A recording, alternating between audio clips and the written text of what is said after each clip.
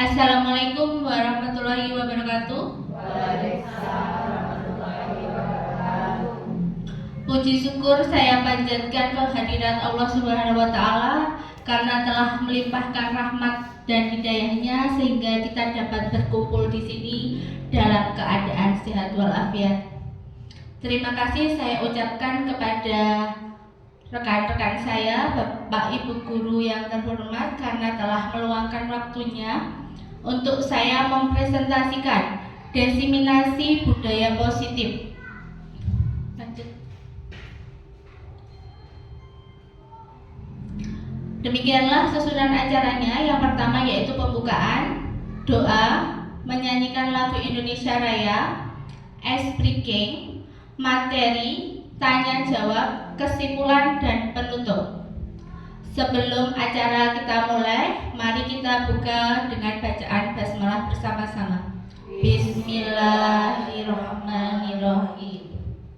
Agar acara pada siang hari ini dapat berjalan dengan lancar, marilah kita berdoa menurut agama dan kepercayaan masing-masing. Berdoa dipersilakan.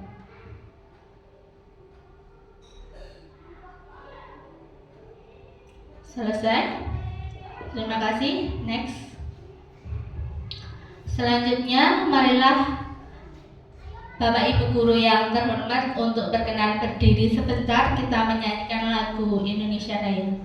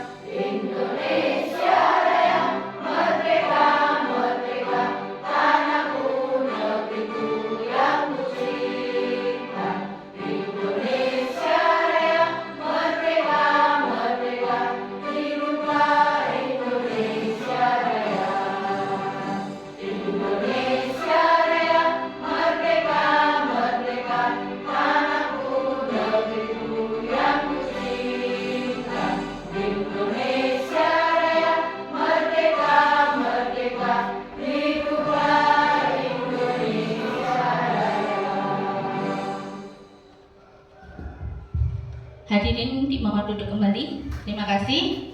Jadi di sini tujuan kegiatan yang pertama adalah memahami pentingnya mengetahui kebutuhan belajar yang berada di lingkungan untuk memfasilitasi seluruh individu di sekolah agar dapat meningkatkan kompetensi secara aman dan nyaman.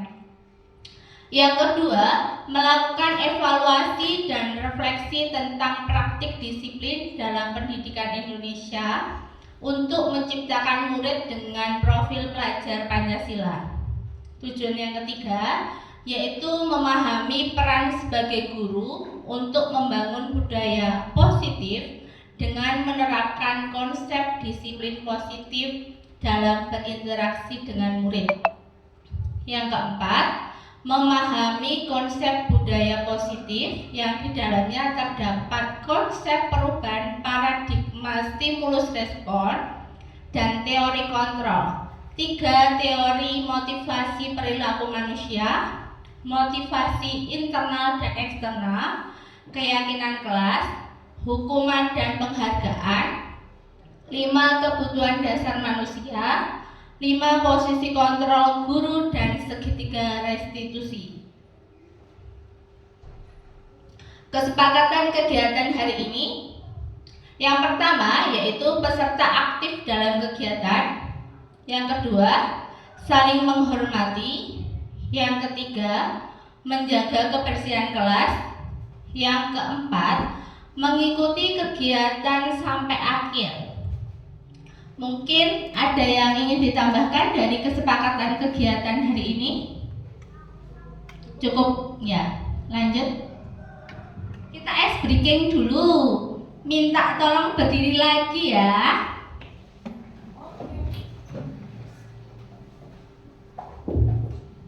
Siap, tirukan gerakan saya. Walking, walking, walking, walking, jump, jump, jump, running, running, running, running, running, running. Let's stop now. Jadi jalan dulu, lompat, baru lari ya. Oke, siap. 1, 2, 3, go. Walking, walking, walking, walking, jump, jump, jump, jump, jump, jump, running, running, running, running, running, running. Let's stop now. Let's stop now. Oke, sudah, tepuk tangan untuk kita semua. Ya, jadi ice breaking itu ternyata juga diperlukan agar anak didik kita lebih semangat untuk belajar.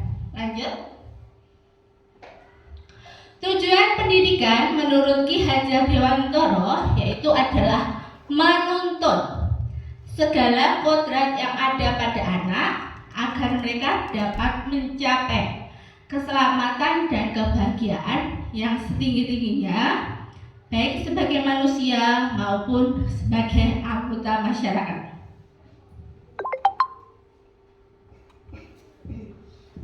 Nah, apakah hubungannya Ki Hajar Dewantara dengan budaya positif? Ternyata pada sekolah itu nilai dan kebiasaan yang berpihak pada murid agar mereka dapat berkembang menjadi pribadi yang kritis, penuh hormat, dan bertanggung jawab sesuai dengan profil pelajar Pancasila. Di situ ada beberapa konsep inti budaya positif, yaitu perubahan paradigma baru, disiplin positif, kebutuhan dasar manusia, motivasi perilaku manusia, restitusi posisi kontrol guru, keyakinan kelas, dan segitiga restitusi. Nah, sekarang saya tanya kepada Bapak Ibu semua, apakah hukuman itu dapat mendisiplinkan anak? Tidak. Alasannya kenapa? Mungkin ada yang ingin berpendapat?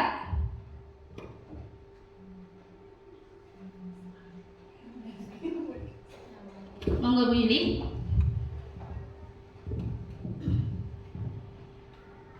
Kalau anak diberi hukuman itu misalnya dia melakukan kesalahan kemudian diberi hukuman, maka di lain kesempatan dia akan melakukannya lagi karena dia tidak punya keinginan dari dalam diri sendiri untuk menjadi disiplin. Intinya dia tidak punya niat dari dalam diri untuk disiplin, tetapi disiplinnya itu hanya karena takut mendapat hukuman. Intinya hanya seperti itu. Terima kasih. Terima kasih. Mungkin ada pendapat lain? Jadi intinya hukuman itu hanya agar tidak anak itu mendapatkan hukuman saja. Kita hanya mempengaruhi dari eksternal, bukan dari internal seorang anak tersebut. Poin kedua, pemberian hukuman dengan hal positif seperti membaca atau membersihkan halaman sekolah dapat meningkatkan disiplin anak. Setuju?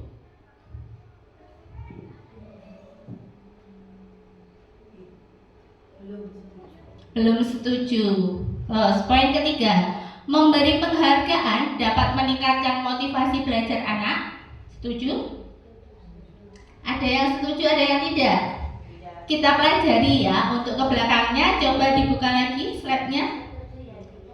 Nah, di sini ada miskonsepsi tentang teori kontrol. Jadi kita itu sebagai guru hanya menginginkan murid yang nurut. Kita sebagai pengontrolnya. Di situ juga diilusikan bahwa kritik itu membuat rasa bersalah, mampu menguatkan karakter. Apakah juga seperti itu? Kita lihat ya.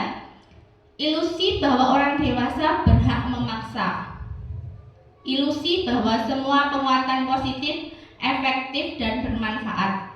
Saya rasa itu hanya miskonsepsi saja. Hanya ilusi, hanya angan-angan. Oke, next. Nah, pada poin pertama yaitu pembelajaran dengan paradigma baru. Merupakan pembelajaran yang dirancang berdasarkan prinsip pembelajaran berdiferensiasi, sehingga para peserta didik belajar sesuai dengan kebutuhannya berdasarkan tahap perkembangan sesuai teori psikologi modern untuk mewujudkan profil pelajar Pancasila. Masih ingatkah ibu-ibu apa saja yang berada pada profil pelajar Pancasila? Isinya apa saja? Beriman dan bertakwa, berkepentingan global, bergotong royong, kreatif, mandiri, ya benar, kritis. Itu yang sering kita gaungkan pada kurikulum Merdeka ini. Next. Nah, coba sekarang lakukan secara berpasangan dengan tangan lawannya itu menggenggam.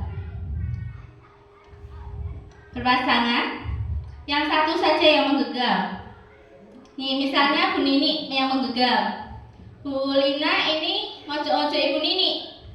Bukaan ini gak aku. Bu Nini tetap bersikukuh enggak? Bu Nini enggak mau. Kenapa enggak mau ya?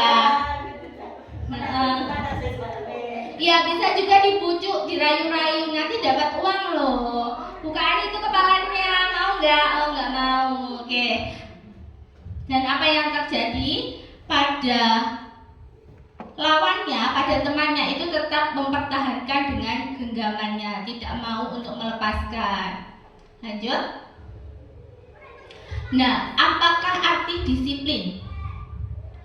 Dalam budaya kita, makna kata disiplin dimaknai menjadi sesuatu yang dilakukan seseorang kepada orang lain untuk mendapatkan kepatuhan. Kita cenderung menghubungkan kata disiplin dengan ketidaknyamanan. Sebagai seorang pendidik, tujuan kita adalah menciptakan anak-anak yang memiliki disiplin diri sehingga mereka bisa berperilaku dengan mengacu pada nilai-nilai kebajikan universal dan memiliki motivasi intrinsik bukan ekstrinsik. Ini yang perlu digarisbawahi. Nah, disiplin positif merupakan suatu cara penerapan disiplin yang bertujuan untuk menumbuhkan kesadaran serta memberdayakan anak untuk melakukan sesuatu tanpa sogokan, ancaman. Next. Nah, kebutuhan dasar manusia. Setiap orang pasti memiliki kebutuhan untuk mendapatkan segala sesuatu yang diinginkan. Coba kita amati untuk anak didik kita. Kebutuhan dasarnya kira-kira apa? Perhatian, mendapatkan ilmu, apalagi kasih sayang, nilai. Semua itu sudah dilakukan Ibu Guru apa belum? Sudah semua. Oke, coba kita lihat selanjutnya. Nah, inilah 5 kebutuhan dasar manusia. Yang pertama yaitu bertahan hidup. Makan, minum, pakaian, tempat tinggal. Yang kedua adalah kasih sayang, rasa diterima, rasa dipedulikan. Yang ketiga, penguasaan, menjadi pemimpin, prestasinya diakui, pendapatnya didengar. Yang keempat adalah kebebasan, yaitu seperti sifat mandiri, memiliki pilihan, mencoba hal-hal yang baru. Yang terakhir adalah kesenangan, bermain, bercanda, tertawa, seperti itu nggih. Itulah 5 kebutuhan dasar manusia. Next. Coba minta perhatian untuk kasus 1. Ibu Wati adalah seorang guru kelas 2 di SD Mekarsari. Sedang bingung menghadapi ulah salah satu murid di kelasnya yang bernama Benny. Beberapa siswa yang telah datang menemui Ibu Wati dengan mengeluhkan bahwa Benny sering meminta bekal makan siang pada saat jam istirahat. Benny pun meminta dengan cara memaksa. Jika Anda menghadapi situasi seperti Ibu Wati, apa yang akan Anda lakukan? Kira-kira apa alasan Benny melakukan hal itu? Mungkin ada yang ingin berpendapat? Memanggil Benny. Sebelum memanggil Benny, kebutuhannya Benny itu kira-kira apa? Bertahan hidup. Ada lagi? Apa hanya bertahan hidup karena meminta bekal saja? Kurang perhatian. Bisa? Ada lagi? Pengakuan, diakui oleh temannya kalau dia itu hebat, begitu? Penguasaan? Nah, kira-kira kalau pada situasi itu apa yang akan dilakukan Bu Wati? Berarti dipanggil dulu. Atau ada opsi yang lain? Didekati dulu. Ya.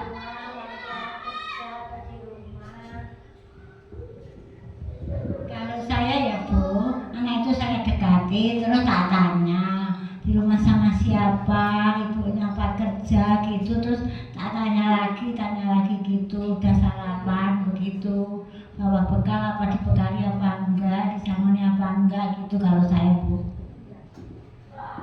Terima kasih jawabannya Bu Nini. Coba kita buktikan apa saja yang dibutuhkan oleh Benny. Ternyata benar, rasa lapar itu untuk bertahan hidup. Terus Benny juga membutuhkan cinta kasih. Dia ingin diperhatikan oleh teman-temannya dengan cara meminta bekal. Penguasaan. Dia itu merasa hebat dengan meminta bekal temannya, dia itu paling merasa berkuasa. Kebebasan.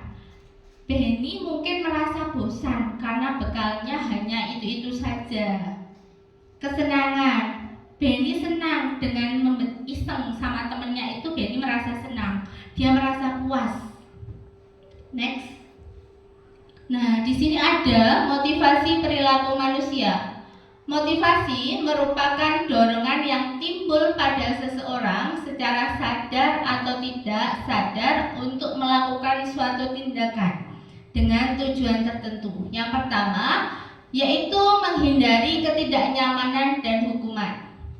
Biasanya di sini murid itu takut kalau datang terlambat. Itu hanya karena tidak ingin mendapatkan hukuman. Yang kedua, mendapatkan imbalan atau penghargaan dari orang lain. Jadi biasanya murid itu melakukan disiplin karena nanti akan mendapatkan reward, mendapatkan penghargaan dari gurunya. Itu masih bersifat motivasi ekstrinsik. Yang ketiga, menghargai nilai-nilai kebajikan diri sendiri. Murid melakukan disiplin diri karena sadar akan nilai kebajikan dirinya. Ini merupakan motivasi intrinsik. Nah, di sini dijelaskan juga konsep disiplin dengan identitas gagal. Hukuman. Yang pertama, hukuman. Itu pasti menyakitkan. Coba Ibu guru sekalian flashback ke belakang. Apakah Ibu merasakan kalau memberikan hukuman kepada anak itu, anak akan merasa tersakiti? Secara tidak langsung mungkin iya. Murid akan menjadi tidak nyaman juga.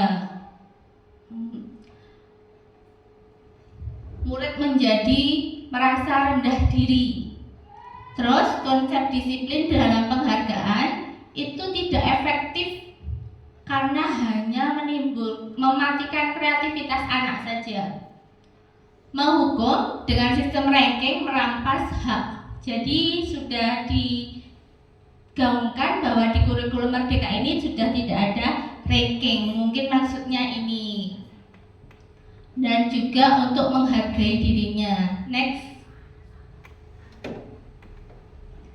Konsekuensi. Nah, penguatan jangka pendek di sini karena konsekuensi itu berarti hanya bersifat sementara. Menghormati peraturan, kehilangan waktu untuk merenungkan kesalahan. Kalau pada restitusi, coba ibu sekalian lihat, murid itu nanti akan bertanggung jawab untuk perilakunya.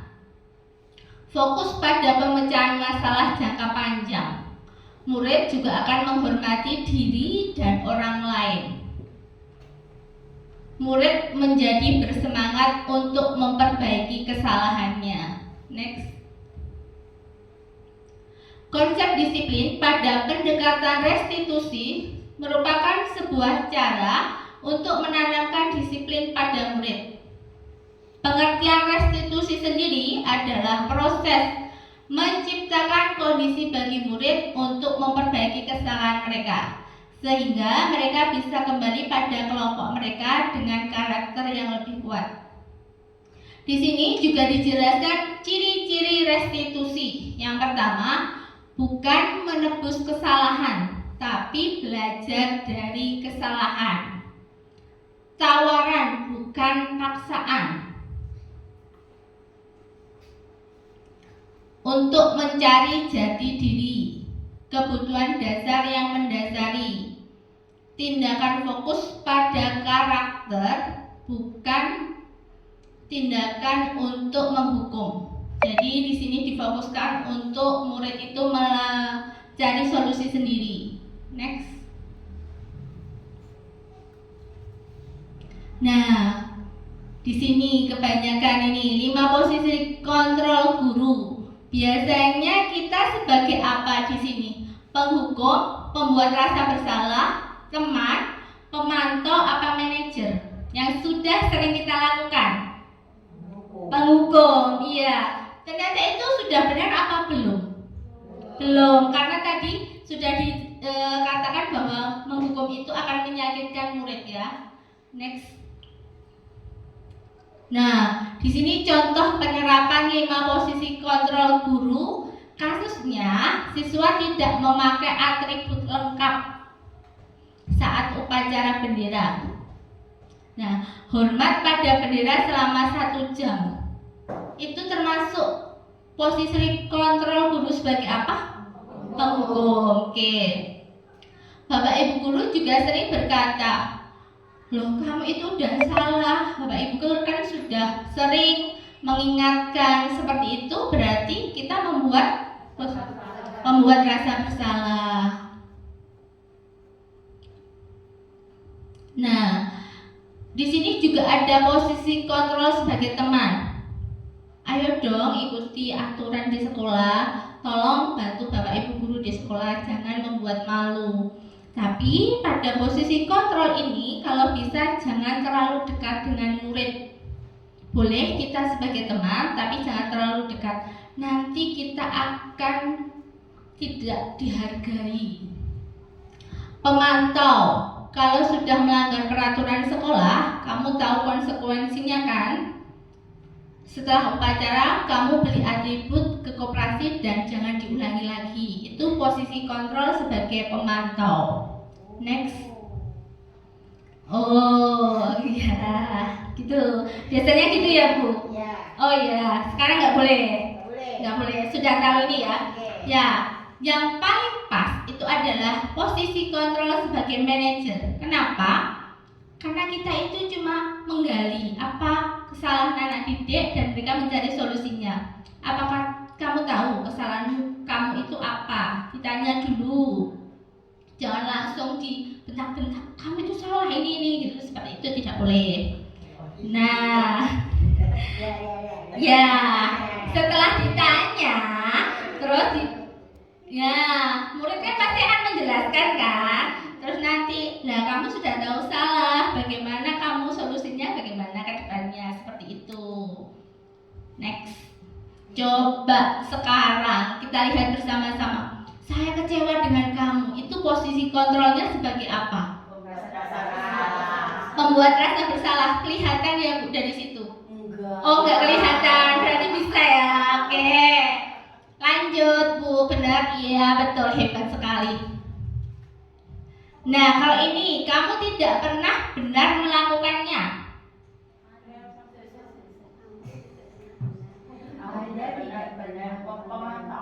Pemantau, apakah betul?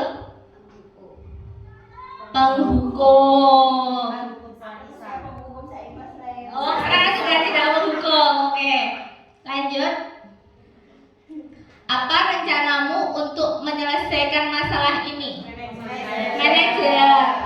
Tereng. Oke, hebat sekali. Terus? Iya, sering saya lakukan. Yo, sering dilakukan. Good. Pencitraan. Oh ya, ayolah lakukan ini demi ibu bapak dong. Teman. Lanjut. Kamu tidak pernah mendapatkan nilai jika tidak mengerjakan tugas.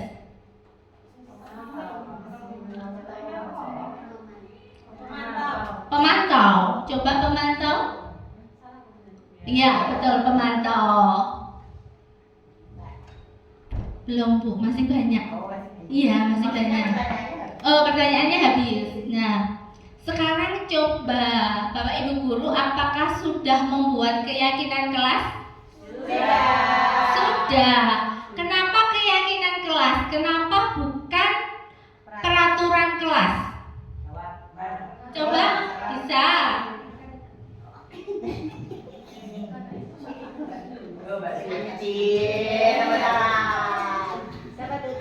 Kenapa bukan peraturan kelas atau justru keyakinan kelas? Karena kalau keyakinan kelas itu disepakati antara peserta didik dengan guru, sedangkan kesepakatan itu hanya berlaku pada peraturan. Ya, peraturan kelas itu hanya berpihak atau dimulai dari satu sisi saja, terutama adalah guru. Mungkin begitu pemahaman saya. Terima kasih.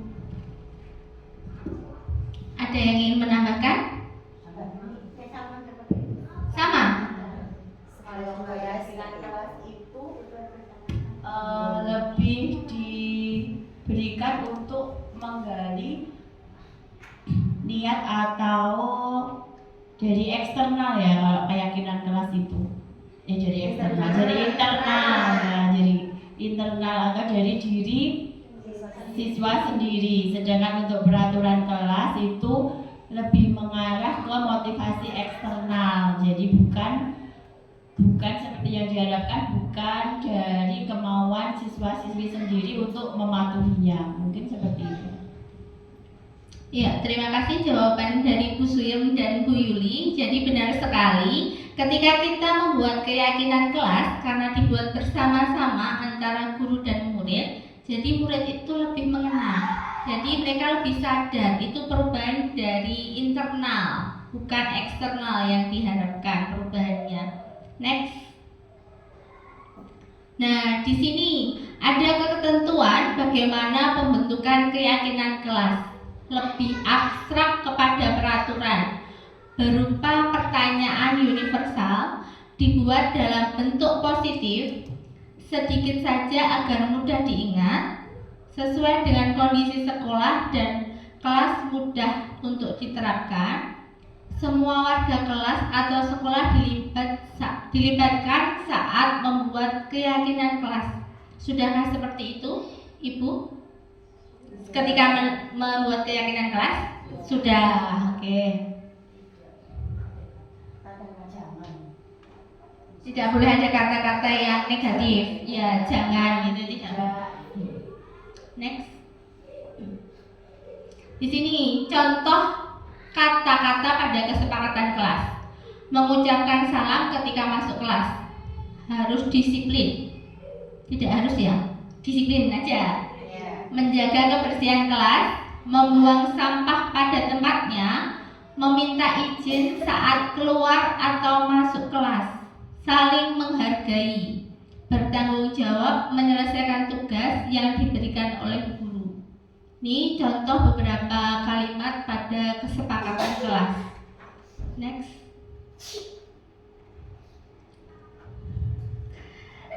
Ibu guru semua sudah mengenal apa itu segitiga restitusi? Belum?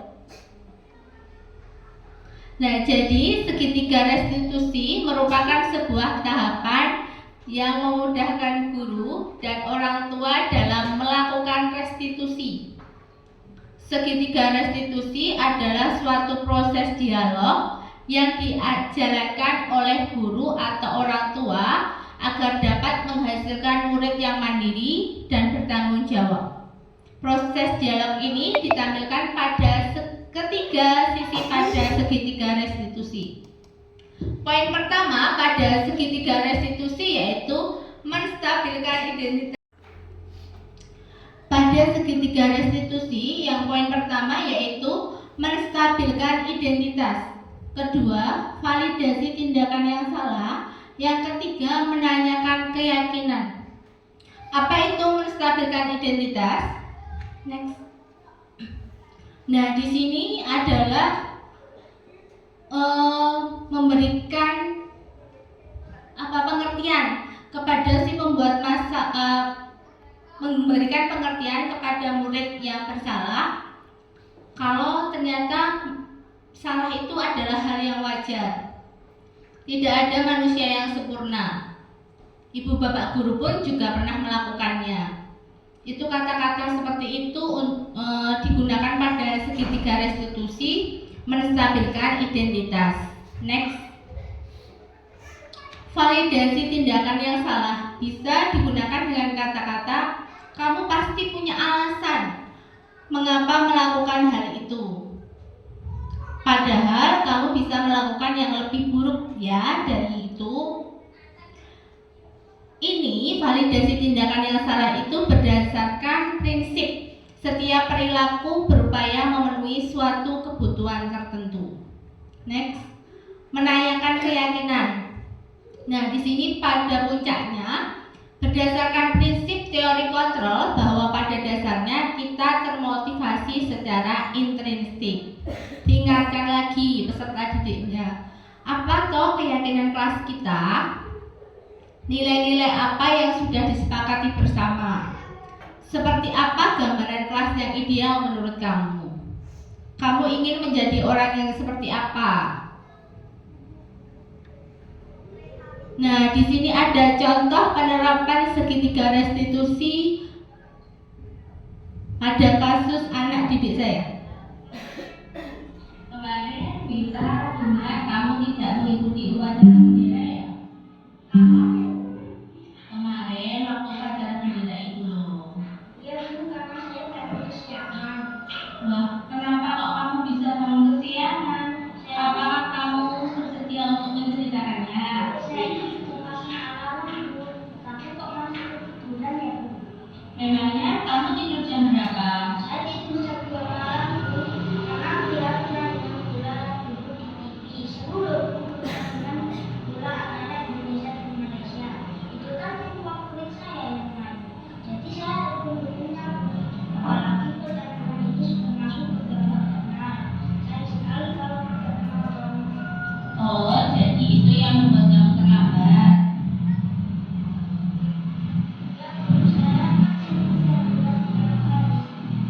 Wah, tentunya menyenangkan ya melihat bola pada malam hari. Terus itu pertandingannya adalah tim favorit kamu, Indonesia dan Malaysia. Seru sekali, Bu. Nah, biar kamu itu sudah bagus, walaupun terlambat, tidak ikut upacara, tapi kamu tetap datang ke sekolah.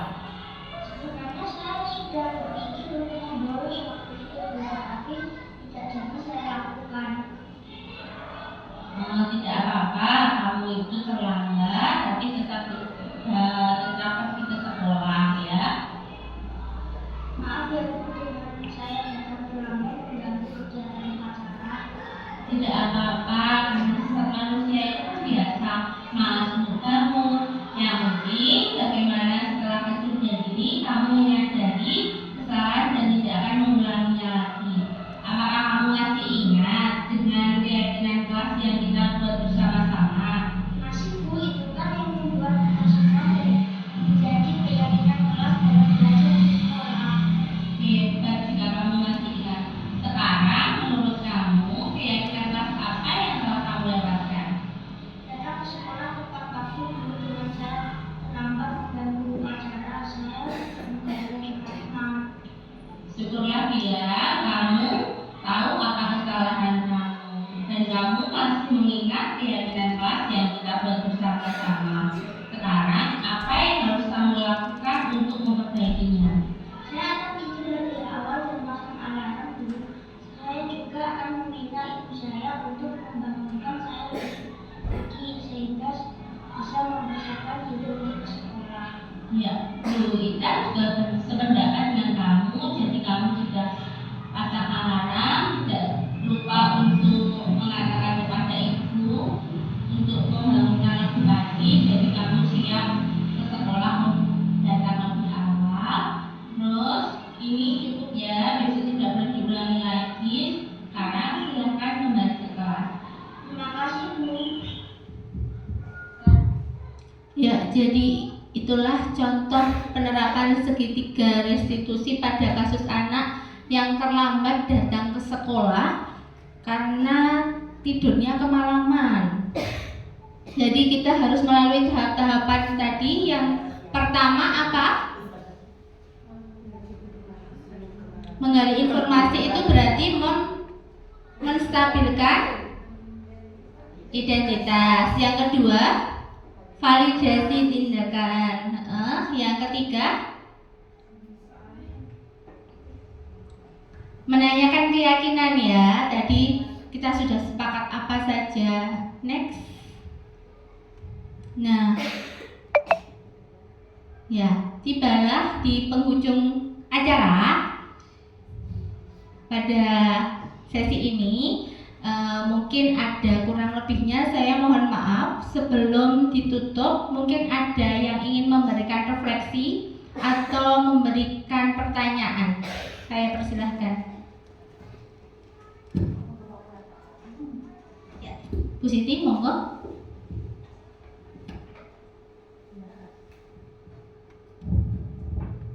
Tes. Ya. Assalamualaikum warahmatullahi wabarakatuh. Waalaikumsalam warahmatullahi wabarakatuh. Di sini saya akan bertanya tentang bagaimana solusi ketika kita sudah menerapkan segitiga restitusi, tetapi anak didik belum bisa berubah sikapnya. Terima kasih, itu pertanyaan dari saya. Wassalamualaikum warahmatullahi wabarakatuh. Waalaikumsalam warahmatullahi wabarakatuh. Mungkin ada teman di sini yang ingin berpendapat tentang jawab pertanyaan yang diberikan oleh Bu Siti.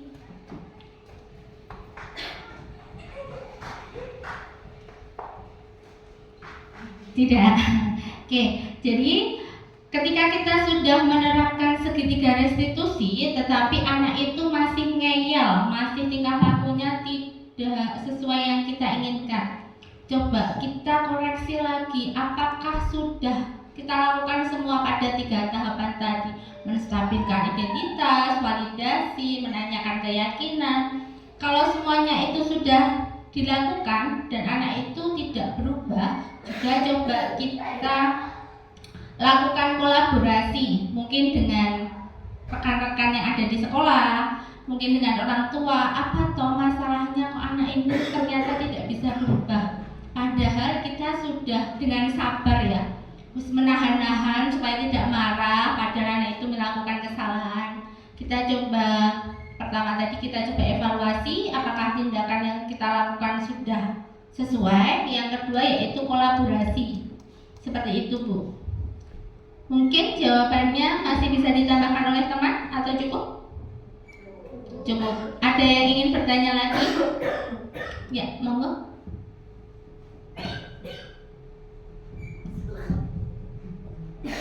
Ya, terima kasih atas waktu yang telah diberikan. Saya ingin menanyakan mengapa pemberian penghargaan itu justru Terima kasih. Terima kasih Bu Rahma. Mungkin ada rekan di sini yang ingin menjawab. Monggo Bu Nini. Kalau menurut saya pemberian penghargaan itu justru mematikan, karena kalau tidak diberi penghargaan, diberi angan-angan kok tak hadiahi, itu anak-anak tidak mau belajar, tidak punya minat dari dirinya sendiri. Belajar itu karena mau mendapatkan sesuatu. Kalau tidak akan mendapatkan sesuatu, anak-anak itu tidak mau belajar dengan sendirinya. Terima kasih. Itu jawaban dari Bu Nini, mungkin bisa mewakilkan ya Bu. Next. Kesimpulan pada penerapan budaya positif ini adalah hendaknya guru memiliki standar kepribadian profesional dan sosial yang baik, di mana guru mampu berefleksi pada posisi kontrolnya saat ini.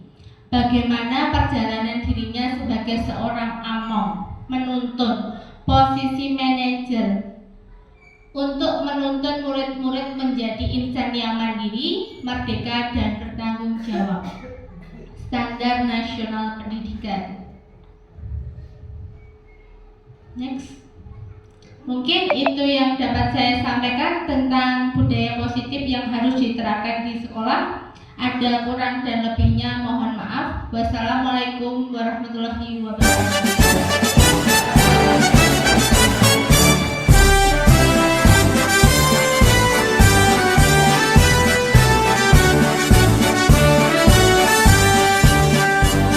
Bulatkan tekad, kuatkan hati, negeri ini memanggilmu kawan. Belajar, bergerak, berbagi untuk negeri, guru penggerak majukan pendidikan. Perkenalkan, saya Esa Putri Yudanisi. Saya teman sejawat dari Saudari Ita Nur Halifah, CGP Angkatan 11. Di sini saya akan mengutarakan mengenai hasil desiminasi budaya positif. Sebelum saya mengikuti kegiatan desiminasi ini, saya merasa kewalahan dalam menghadapi peserta didik yang tidak disiplin. Tetapi setelah saya mengikuti kegiatan desiminasi ini, saya menjadi lebih paham dalam menghadapi ketidakdisiplinan peserta didik, yaitu dengan menerapkan segitiga restitusi tersebut. Assalamualaikum warahmatullahi wabarakatuh. Perkenalkan, saya Yuli Sri Untari, guru kelas 5 SD Negeri 2 Tremes, yang merupakan rekan sejawat dari Saudari Ita Nur Halifah, calon guru penggerak Angkatan 11 Kabupaten Wonogiri. Ibu Ita Nur Halifah telah mengadakan desiminasi budaya positif yang berisikan tentang posisi kontrol guru, kemudian tentang keyakinan kelas, dan tentang pelaksanaan segitiga restitusi.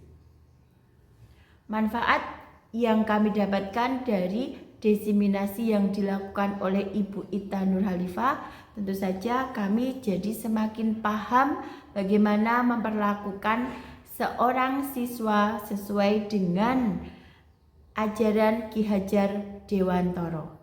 Kami semakin paham tentang penanganan anak ketika mereka melakukan kesalahan dengan melaksanakan segitiga restitusi. Kami juga semakin paham apa saja manfaat yang akan diperoleh dalam sebuah keyakinan kelas. Intinya, desiminasi yang dilakukan oleh Ibu Ita Nur Halifah memberikan manfaat yang besar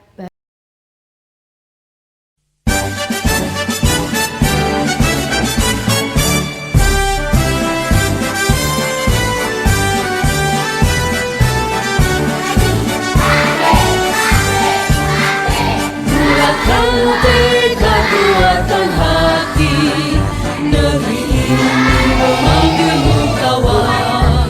Belajar, bergerak, berbagi untuk negeri,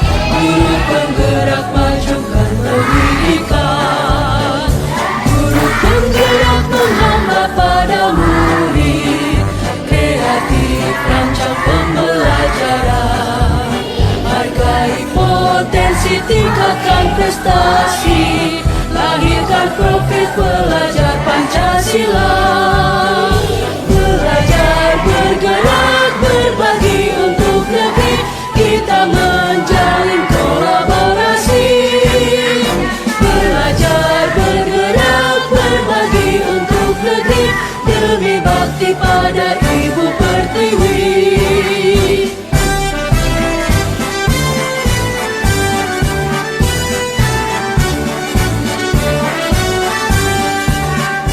Bulatkan tekad, kuatkan hati, negeri ini memanggilmu kawan. Belajar, bergerak, berbagi untuk negeri, guru penggerak majukan pendidikan. Guru penggerak menghamba pada murid, kreatif rancang pembelajaran. Hargai potensi, tingkatkan prestasi, lahirkan profil pelajar Pancasila. Belajar, bergerak, berbagi untuk negeri, kita menjalin kolaborasi. Belajar, bergerak, berbagi untuk negeri, demi bakti pada Ibu Pertiwi. Belajar, bergerak, berbagi untuk negeri, kita menjalin kolaborasi. Belajar, bergerak, berbagi untuk negeri, demi bakti pada Ibu Pertiwi. Demi bakti.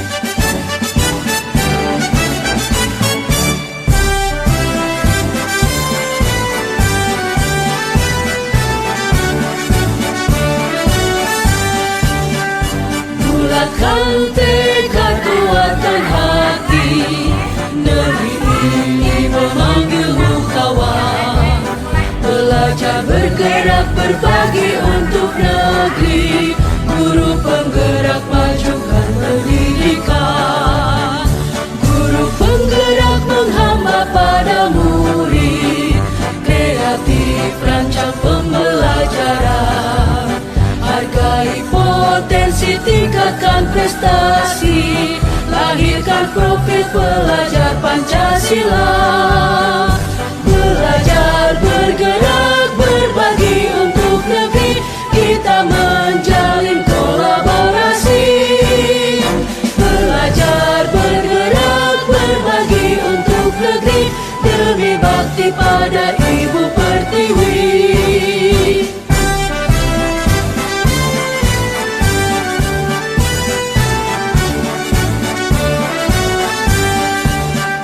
Bulatkan tekad, kuatkan hati, negeri ini memanggilmu kawan. Belajar, bergerak, berbagi untuk negeri, guru penggerak majukan pendidikan.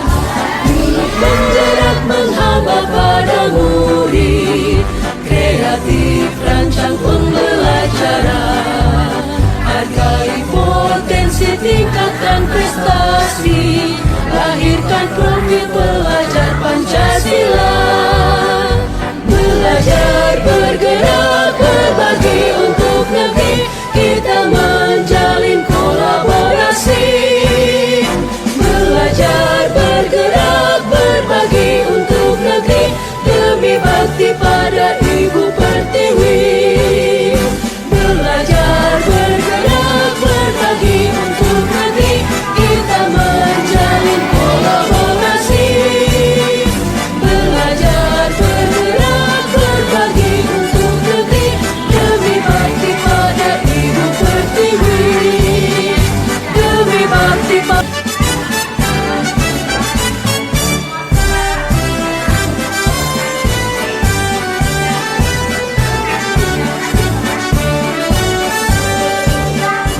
bulatkan tekad, kuatkan hati, negeri ini memanggilmu kawan. Belajar, bergerak, berbagi untuk negeri, guru penggerak majukan pendidikan. Guru penggerak menghamba padamu,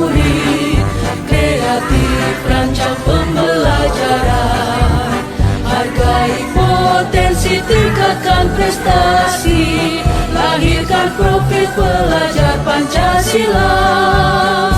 Belajar, bergerak, berbagi untuk negeri, kita menjalin kolaborasi. Belajar, bergerak, berbagi untuk negeri, demi bakti pada Ibu Pertiwi.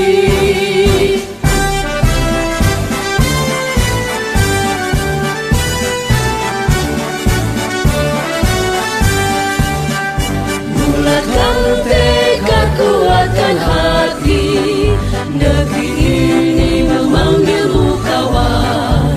Belajar, bergerak, berbagi untuk negeri, guru penggerak, majukan pendidikan. Guru penggerak menghamba pada murid, kreatif rancang pembelajaran. Hargai potensi, tingkatkan prestasi, lahirkan profil pelajar Pancasila. Belajar, bergerak, berbagi untuk negeri, kita menjalin kolaborasi. Belajar, bergerak, berbagi untuk negeri, demi bangsa.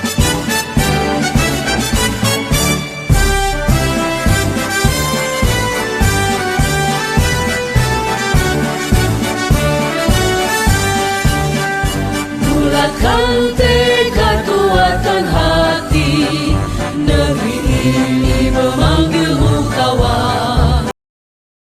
Perkenalkan, nama saya Firana Aisyah Putri. Saya dari SDN 2 Temes. Membuat keyakinan kelas bersama menyenangkan karena mudah diingat jadi tidak lupa. Saya Alkan Halafauzi dari SDN 2 Temes. Saya senang membuat keyakinan kelas bersama karena pendapat saya didengarkan.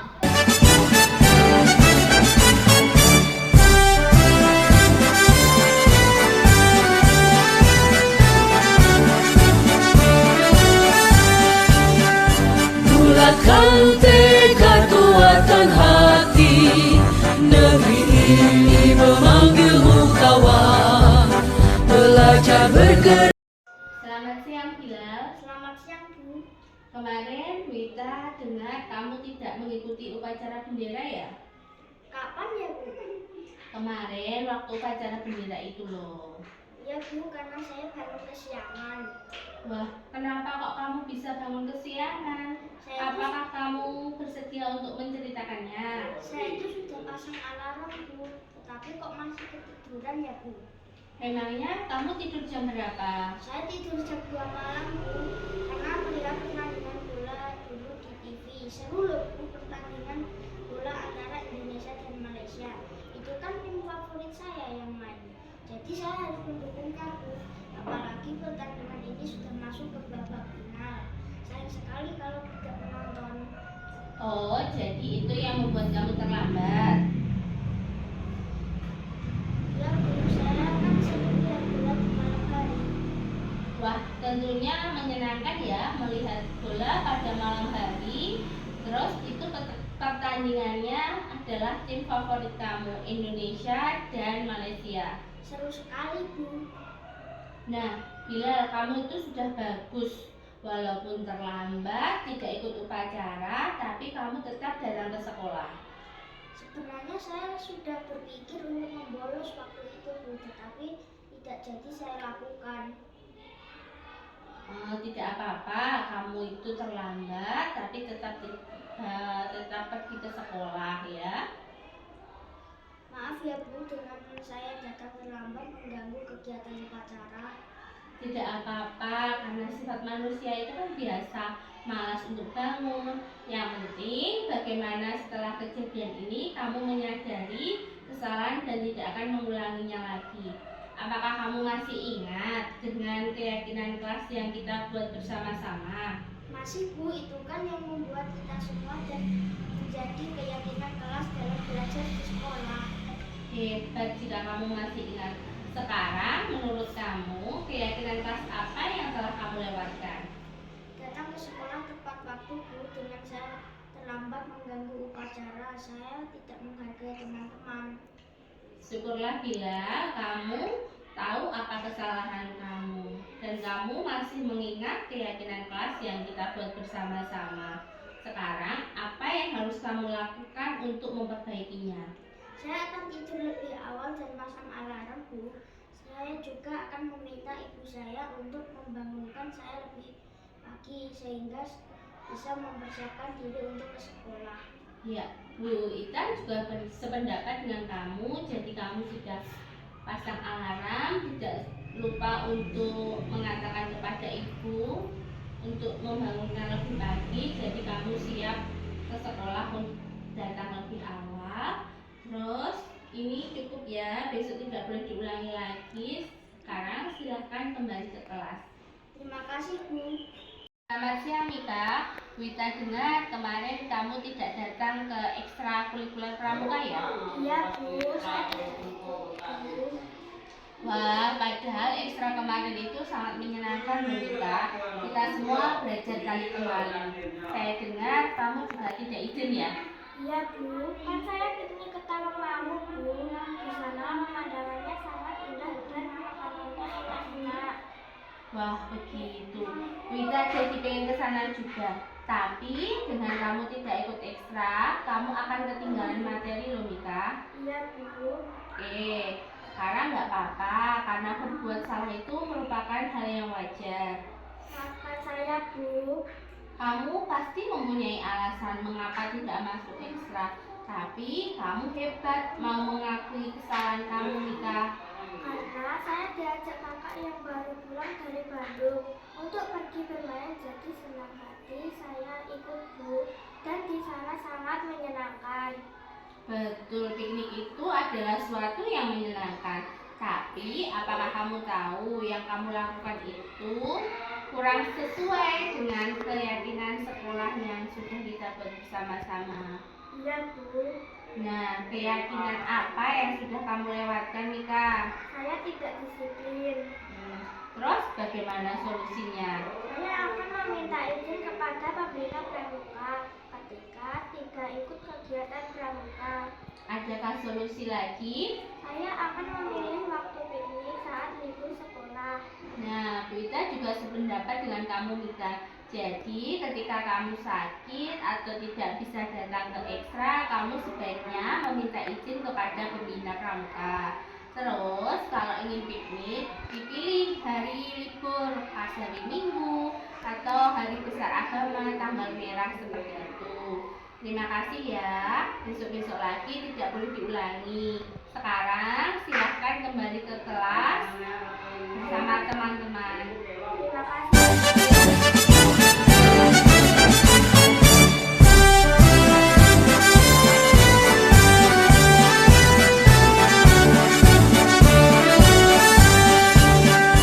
Bulatkan tekad kuatkan hati, negeri ini memanggilmu kawan. Belajar bergerak. Perkenalkan, nama saya Bilal. Saya senang mendapatkan teguran sendiri. Itu yang membuat saya tidak malu terhadap teman-teman. Dari SDM dan rumah saya senang mendapatkan teguran sendiri. Jadi saya tidak malu terhadap teman-teman. Saya akan memperbaiki. Menggerak menghamba pada murid, kreatif rancang pembelajaran, hargai potensi tingkatkan prestasi.